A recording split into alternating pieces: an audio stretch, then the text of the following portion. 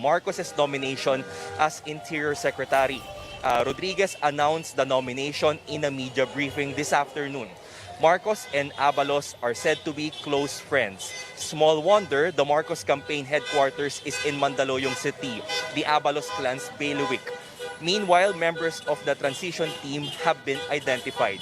They are Rodriguez, Abalos, South Cotabato Governor Jun Tamayo, former Representatives Anton Lagdameo of Davao del Norte, and Naida Angping of Manila. Rodriguez says more names will be announced in the coming days. He adds, the viral photo showing possible cabinet members of Marcos is not true.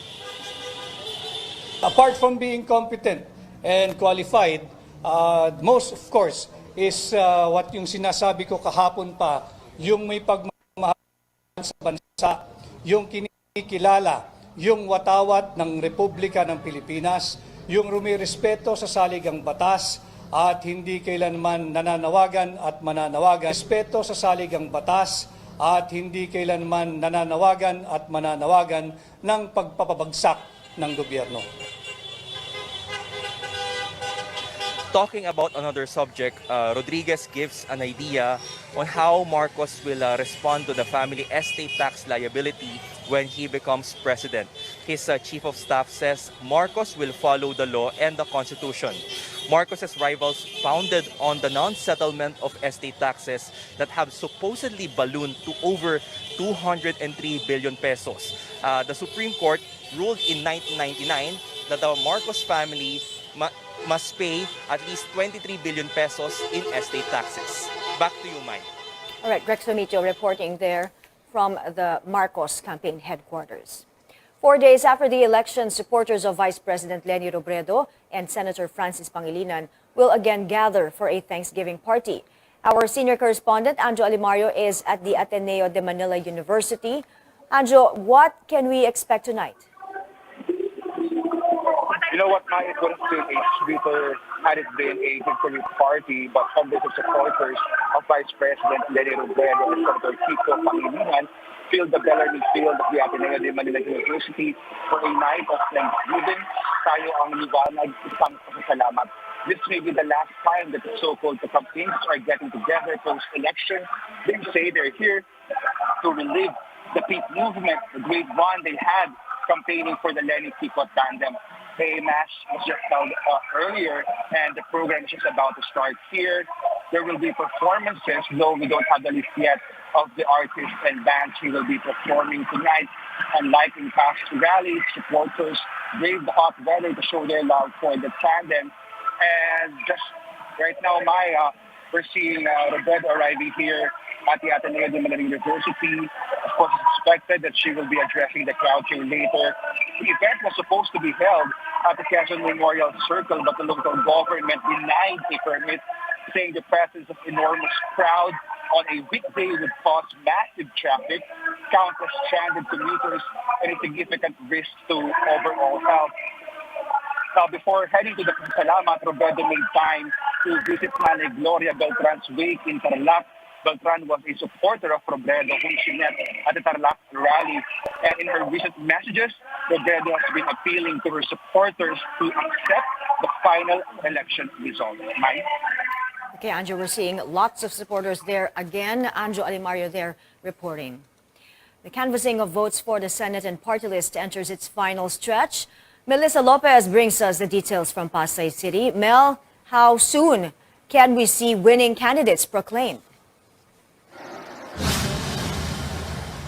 The COMELEC sitting as the National Board of Canvassers is at the 80% mark, adding 17 more areas which submitted their voting results as of this afternoon.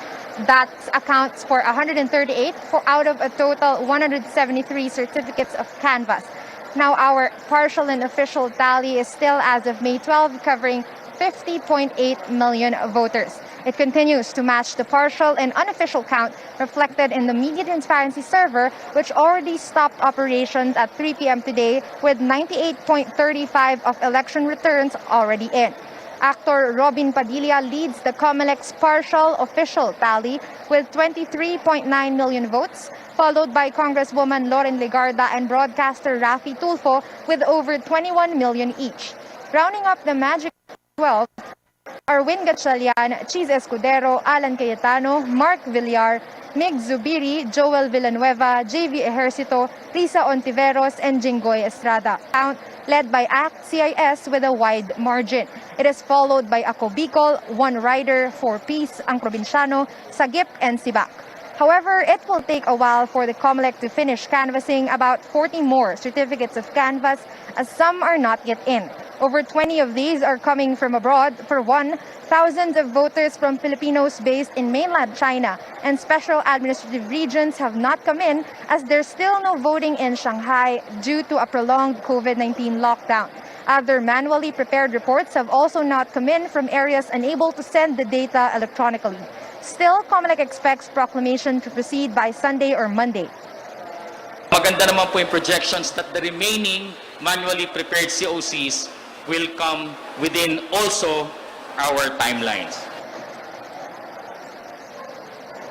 Now, what to expect during the proclamation? All 12 senators-elect will take the stage here at PICC. They can bring at most 3 guests with them.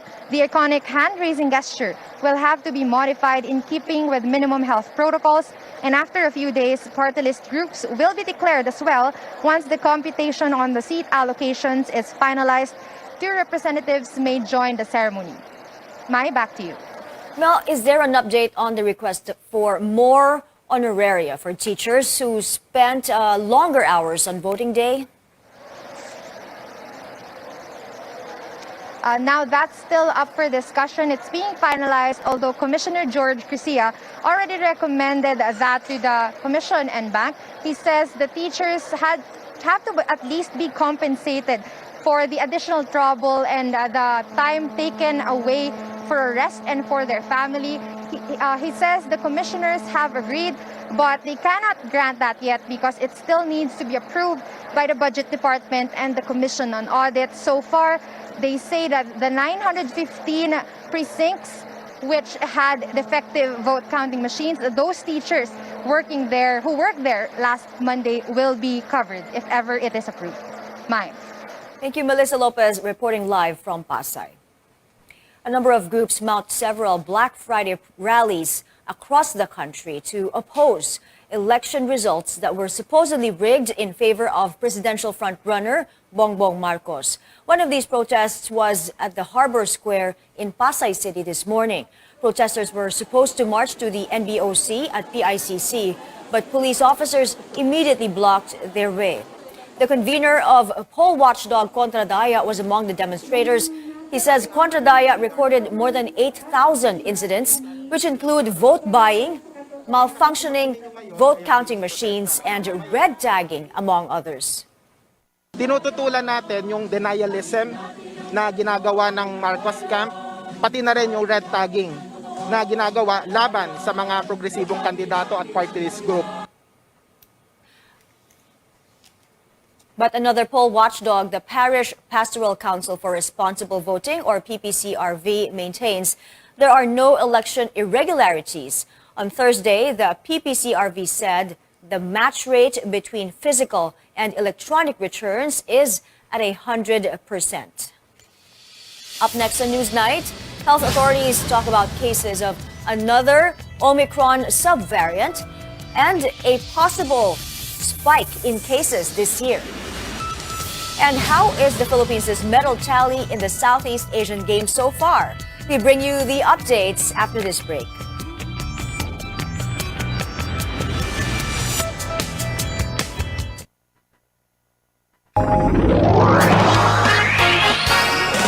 RPN DXKP Pagadian, ang inyong Radyo Ronda. RPN Radio Philippines Network. Radio Philippines Network. Live to the world, pinaagi sa FB page, karon mag-download na. Pinaagi sa Google Play o Apple Store, YouTube o Twitter. Alang sa mas kipakuskan ng mga balita, komentaryo, kasayuran o kalingawan. Ang mas kipakuskan ng inyong Radyo Ronda. Member, kapisanan ng mga broadcaster ng Pilipinas.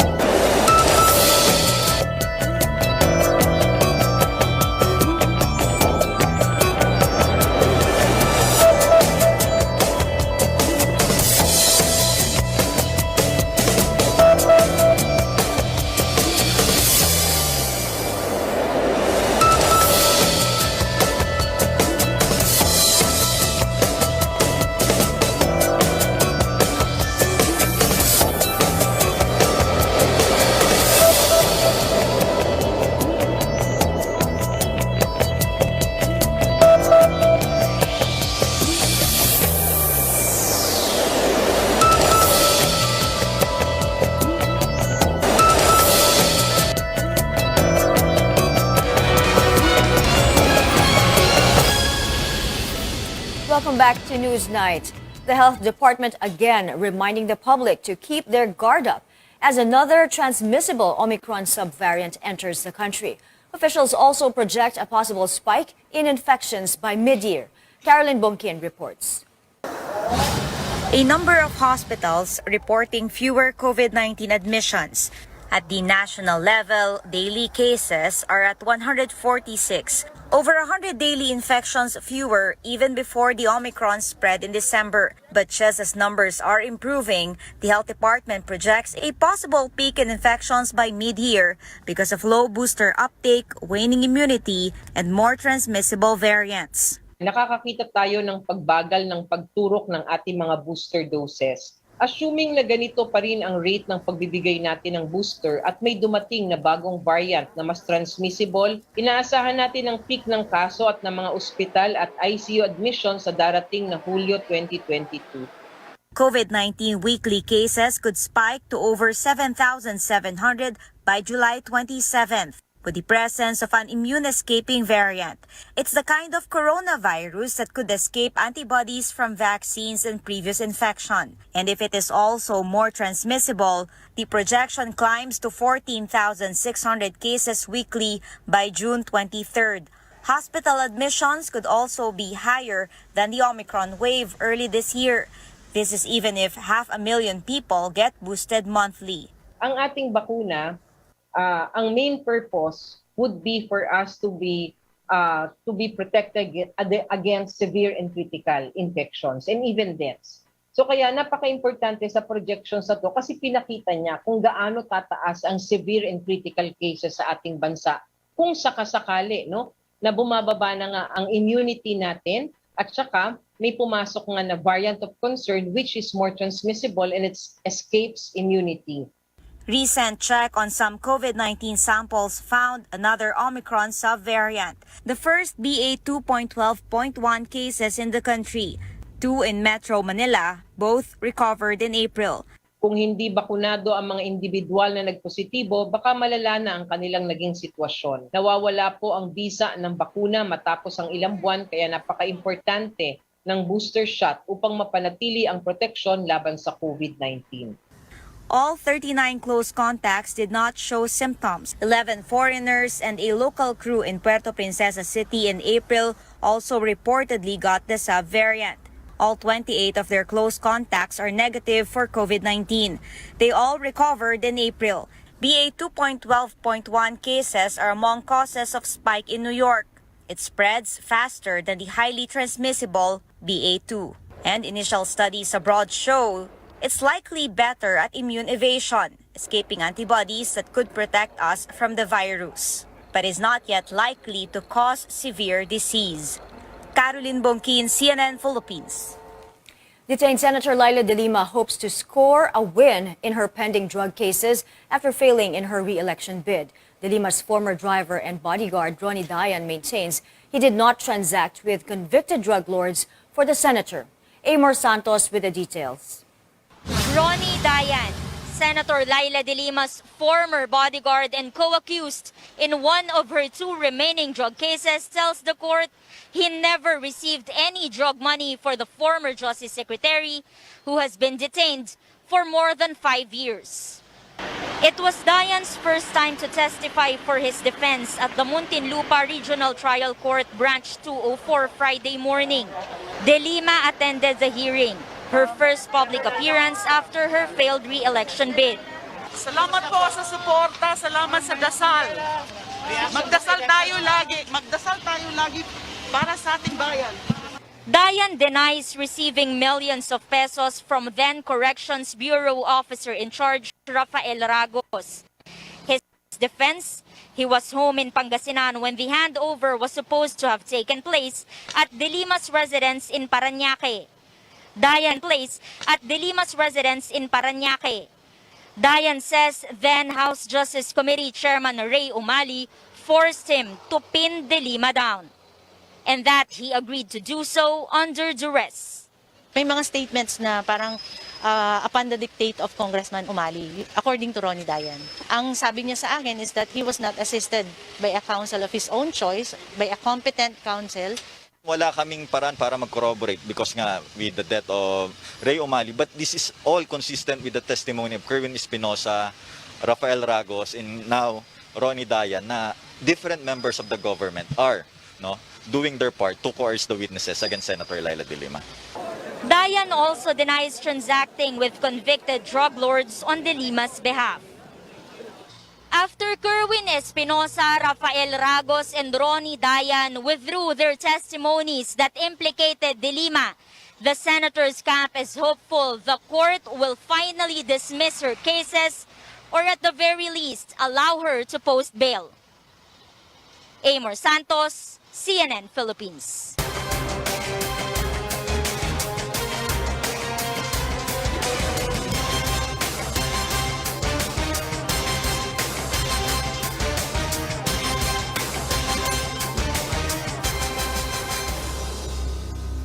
Yet another attempt to red tag Bongbong Marcos's arch rival, Vice President Leni Robredo.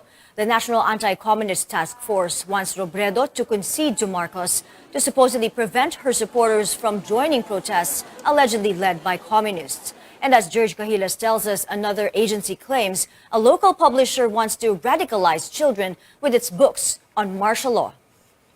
In a Facebook post, National Intelligence Chief Alex Monteagudo made a sweeping statement that the Communist Party of the Philippines has been using 2 books published by Adarna Publishing House to radicalize children.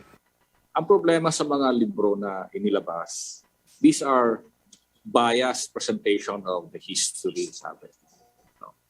Talking about martial law. Tama ba na ituturo mo sa 5-year-old, 4-year-old, 6-year-old kid yung bagay na ito na political ang issue? In a statement, Ogie Rivera, author of the book Si Junjun noong bago ideklara ang batas militar, denounces Monteagudo's claim as he is not in any way connected with the CPP-NPA. Rivera adds his work was published by the United Nations Children's Fund or UNICEF and Adarna Publishing House to introduce to the youth some important lessons in our history.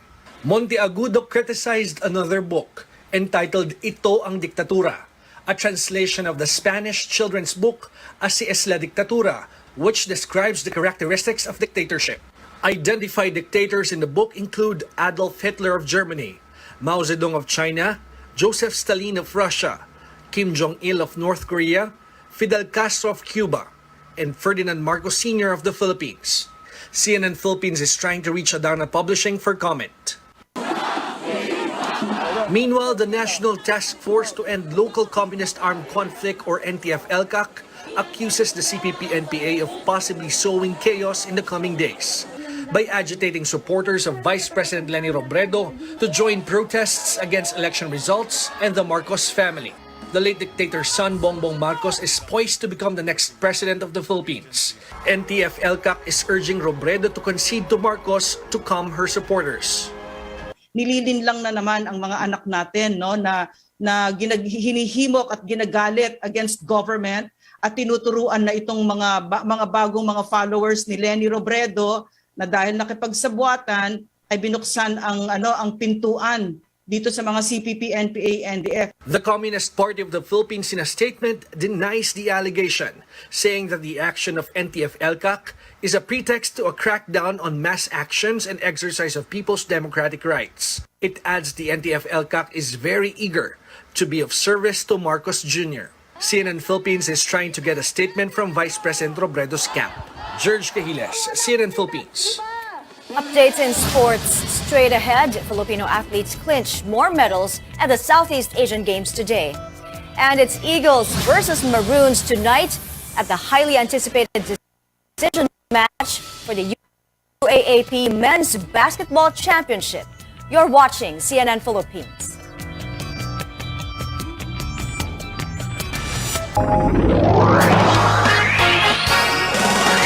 RPN DXKP Pagadian. Ang inyong Radyo Ronda. RPN. Radio Philippines Network. Radio Philippines Network. Live to the world. Pinaagi sa FB page. Karon, mag-download na. Pinaagi sa Google Play ug Apple Store, YouTube ug Twitter. Alang sa mas kipakuskan nga mga balita, komentaryo, kasayuran ug kalingawan. Ang mas kipakuskan nga inyong Radyo Ronda. Denver, kapisanan ng mga broadcaster ng Pilipinas.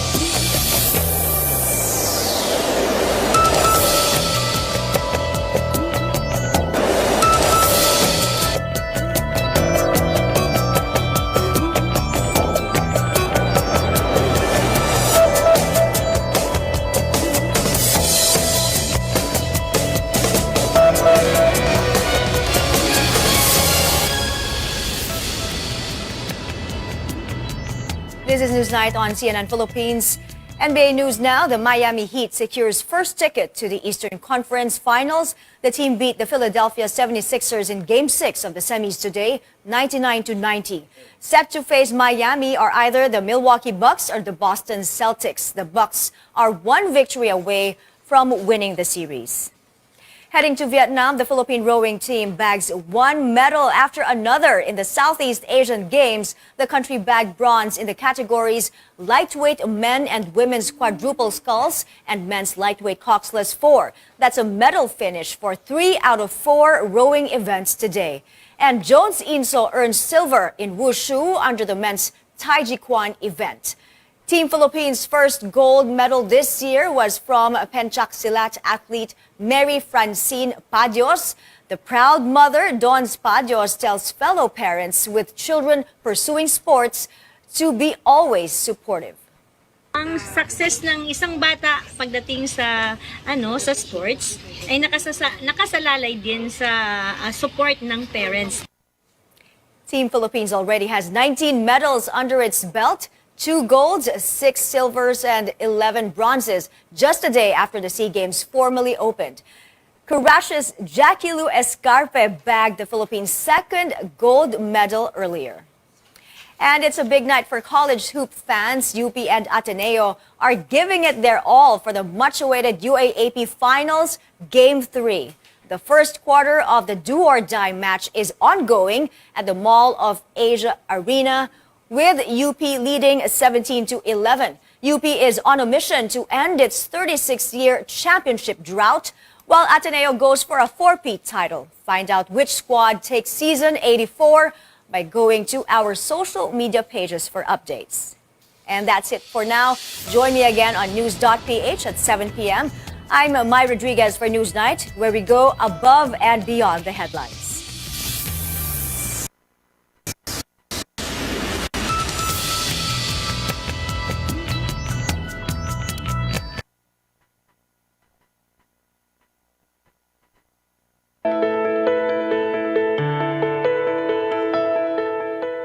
Not all skin is created equal. Moles and birthmarks appear early in our lives due to various factors. And as we grow old, we can also get warts on our skin. On this episode, we distinguish these different formations on our skin and determine how they should concern us. I'm Dr. Freddy Gomez and welcome to MedTalk Health Talk on CNN Philippines.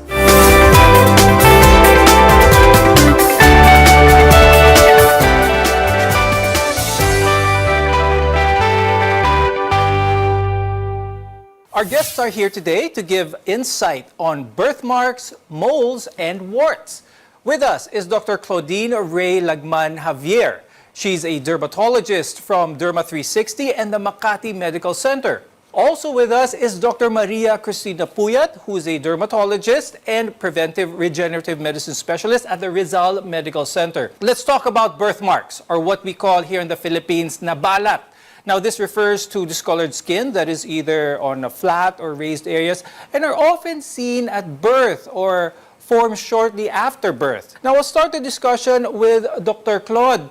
Are birthmarks caused by anything mothers did or didn't do when they were pregnant? It is not caused by that, definitely, although the cause of birthmarks is still really unknown until now. Some birthmarks are sort of referred to as stains on the surface of the skin, while others extend into the tissues under the skin or grow above that surface. Dr. Claude, what are some of the causes then for an infant to have birthmarks? So something along the time that the baby was in the womb, something was going on. And there are two types, the vascular and the pigmented. So yung vascular natin, they say it's the abnormal overproduction of blood vessels. Yung pigmented naman, abnormal clustering of nevus cells or pigmented cells in a certain area of the skin. Dr. Cree, what are mostly the treatment procedures for birthmarks that are prominently displayed in the face? Birthmarks can be small, and when it's small, you don't really have interventional treatment for them. Basically, you just wait it out. It usually resolves in about 5 to 10 years. However, when it starts to get bigger, and it depends on the location, no? If it's located near the eye area or the mouth area, where it affects your eating, or even in the nose wherein it affects breathing, then it would need a multidisciplinary kind of treatment. Like, for example, if it involves the eye, we also need to see an ophthalmologist because it will penetrate the eyeball. So there are different kinds of treatment also depending on the birthmark.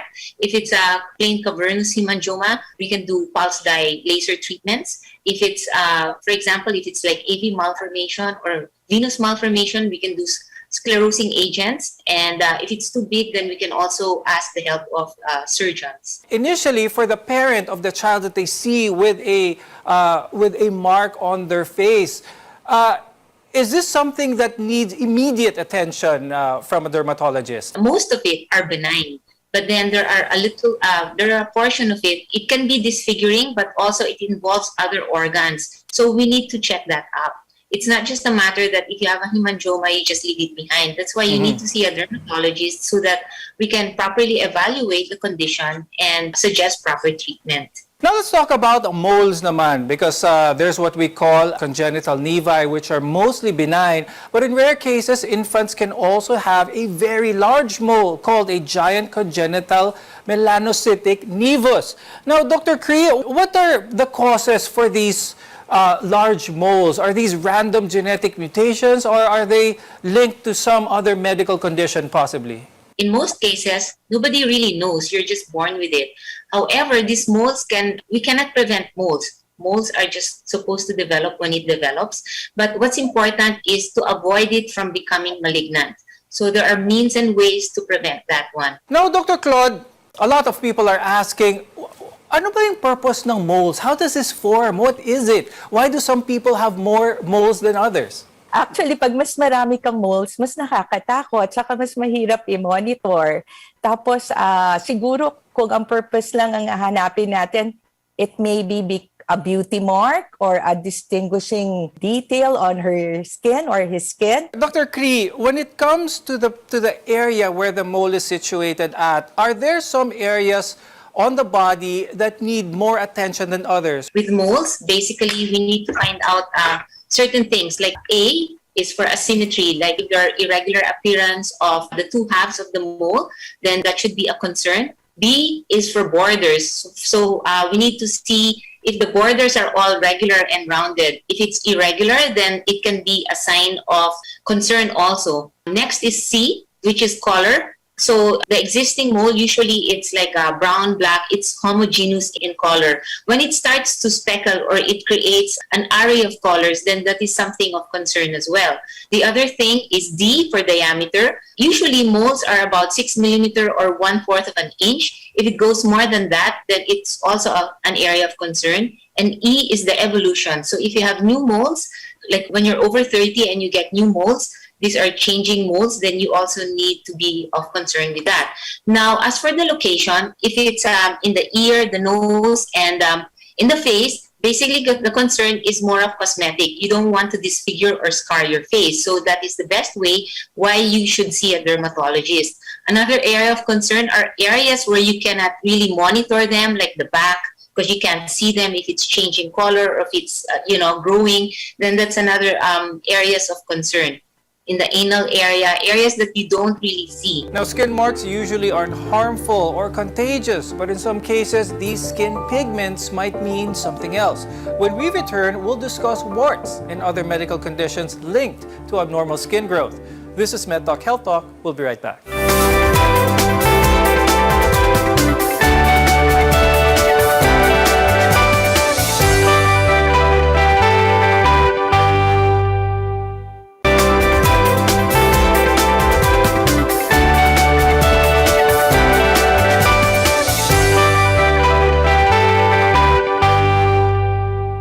I'm Dr. Freddy Gomez, and welcome back to MedTalk Health Talk, where caring is our calling. Warts are skin growths caused by the human papillomavirus, or HPV. Now, there are different warts, and they can appear on different parts of the body, including our faces, our genitals, and they can even appear in clusters. How can one get HPV? What is the normal way for one to get HPV and eventually warts? It's a viral infection. So like any kind of infection, whether fungal, bacterial, viral, it is contagious. And this is transmitted by skin contact. So from one person to another, the human papillomavirus, HPV virus, is transmitted by skin contact. Now, Dr. Cree, why is it so difficult for warts to go away? Why do they keep on coming back? They are hard to control because they spread. It's not highly spreadable, but it does spread. So mainly from direct contact, from surfaces, you can get it also. Another factor that affects it is our immune system. If your immune system is low, then you'd have a hard time fighting the wart. So there are a lot of factors that would affect the recurrence of the wart. The other thing is if you manipulate on the wart, you keep touching it, and then you're not able to really take it out, and then you touch other parts of the body, then you can have more implantation of the warts, and it can cause even recurrence of the wart and even making it more in numbers. Pare-pareho ba ang warts, whether it be from at the genital area, whether it be on the hand, on the face? Are these all the same? Iba-iba yan. Ang HPV-1 is plantar wart, so there is also your genital warts, usually by HPV type 16 and 18. And there are a lot of types or strains of HPV that can cause different kinds of warts. But the most common that we have are the common warts that we have in the face, in the hands, in the arms, elbows. Now, Dr. Claude, a lot of viewers may be aware or they may be heard of a vaccine against the human papillomavirus or HPV. Is this vaccine effective in preventing warts? This vaccine is actually given for children as young as 9 years old up to age 26. So it takes care of 9 types of HPV virus that affects or produces genital warts and produces cancer. Now, warts can be unpleasant to look at and aren't necessarily dangerous, but they could also be a means of your body trying to tell you something. In rare cases, these rough textured bumps are often linked with complications that could cause permanent damage to your immune system. So, Dr. Cree, you touched on how there is a link between warts and cancer. Could you talk more about this? Certain kinds of warts will predispose you to have progression of your cancer. Okay, like for example, if you have human papilloma virus like in the genital area, okay, that can also cause like cervical cancer. It's molecular. There are links of certain proteins that develops into cancer. And if the immune system is not able to fight it, there's an overgrowth of those oncogenic factors and it causes cancer. Are there also symptoms that our viewers should be wary about when it comes to a lesion similar to a wart that may need proper dermatological consult? Usually harmless naman yan, no? Sometimes it just disappears in 2 years, no? Ang boil, mas acute siya. So yung wart viral, ang cause, yung boil, bacterial ang cause. Yung boil, it is an infection of your hair follicle, tapos it's nodular, and it becomes more toxic when it gets infected. Like there is redness, swelling, warmth on the area, and the patient also develops fever already. So this you have to address right away. Yung wart pwede mo iwanan pa eh.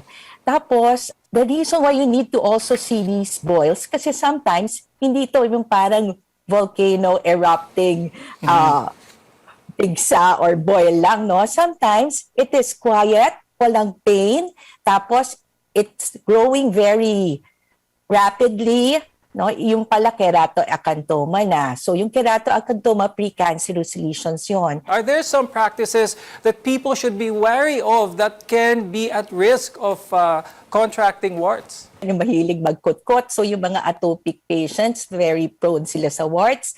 So yung children, kasi sila yung mahilig rin magkamot, hindi natin nasasaway, hindi natin nakikita parate, so mahilig sila mag-touch ng mga bagay or mag-touch din ng sarili nila, hawakan yung ito, tapos hahawakan yung muka.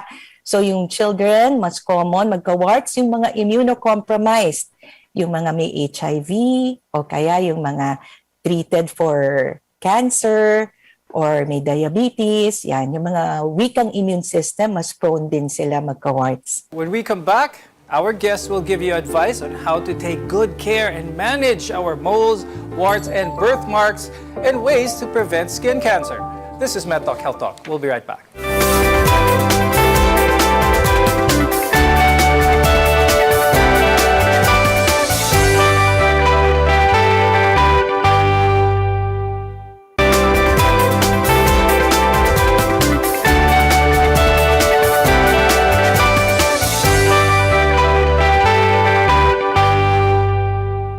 I'm Dr. Freddy Gomez, and this is Med Talk Health Talk, your partner in healthcare.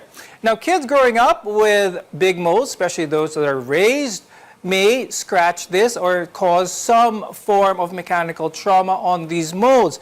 Dr. Cree, is it possible for a mole to transform from benign to cancerous with repeated scratching kapag palagi itong dumudugo, nakakamot? Yes, it's possible. Sometimes it may not even be irritated and it can transform into malignant melanoma. But signs that are suggestive of that would be bleeding, infection, like growth. Although sometimes when you manipulate on the wart and it starts to have bleeding and all, and then you have it checked, you can actually produce a false positive kind of melanoma. I mean, people would think that it's melanoma, but it's not really, because the only reason is that you picked on it, so it gives you a different clinical picture. Dr. Cree, let's talk about how to prevent skin cancer. First of all, is the Filipino skin type prone to skin cancer? Well, we are blessed with skin type 3 and 4. So basically, we have protection against cancer. So we don't get as much cancer as Caucasians or that kind of skin type. So we are lucky that we belong to that skin type, the darker skin type. But even if we are darker, we still can get melanoma. So, of course, to prevent it, we're lucky because since we're darker, we seek shade when there's too much sunlight, which is a good practice that we are actually doing already. We use umbrellas to shade ourselves, which is good. We use caps, wide brim hats. Usually, we already do that. So even without knowing, we are basically protecting ourselves from having melanoma or preventing such. We also like to apply broad spectrum sunblocks. And the only thing is, if you are doing outdoor activities, you have to reapply. It's advisable to reapply every 2 hours if you can. Talking about birthmarks again, for those parents who are very concerned about significant sized birthmarks on their child when born or at their early age, Dr. Claude, what can you advise for them? Should they wait a little bit? It might be hard for some parents not to do anything at that moment. Pag malaki siya, when I say big, talaga mga more than 20 centimeters, more than 40 centimeters, yung mga ganyan, minomonitor siya. Minomonitor siya ng mabuti to check for any changes. Sometimes we even request MRI and check for neurocutaneous, conditions or a syndrome. When it comes to our skin, what type of preventive maintenance can you advise our viewers? Is there a time frame where they should just have their skin checked, even if they don't feel any symptoms? So you can find a very good cleanser to wash your face and body once or twice a day. Moisturize, put a lot of emollients to make your skin barrier strong, and to protect using a sunscreen. And Dr. Claude, for general skin health, is there a certain regimen that you could advise our viewers to follow? Because a lot of people take their skin for granted. Take good care of your skin, no? Limit sun exposure, protect your skin from the sun by using sunscreens, wide brim hat, eyeglasses or sunglasses, and you cleanse with a mild cleanser, non-fragrance, and moisturize with emollients, a lot of emollients to make your skin barrier strong. Kasi ang nangyayari pag hindi tayo nag-moisturize, no, at hayaan lang natin yung pawis natin nag-moisturize sa balat natin, our skin gets macerated. It gets macerated, and more it gets weakened, no, without proper moisturizing. So pag weakened yan, mas malalaki yung pores, mas malalaki yung holes niyan. So hindi mo nako-contain yung sarili mong napoproduce na oil. Tapos mas mabilis din nakakapasok yung mga environmental pollutants and allergens. Ayun. So mas mabilis din silang nakakapasok. So it's important talaga to take good care of your skin because your skin is the largest organ of your body and it mostly reflects your general health. Thank you, dermatologists Dr. Claudine Ray Lagman Javier and Dr. Maria Cristina Puyat, for being with us today and sharing your tips and expertise about how to manage and treat skin growths on our bodies. I'm Dr. Freddy Gomez, and thank you very much for watching MedTalk Health Talk. We'll see you again next time.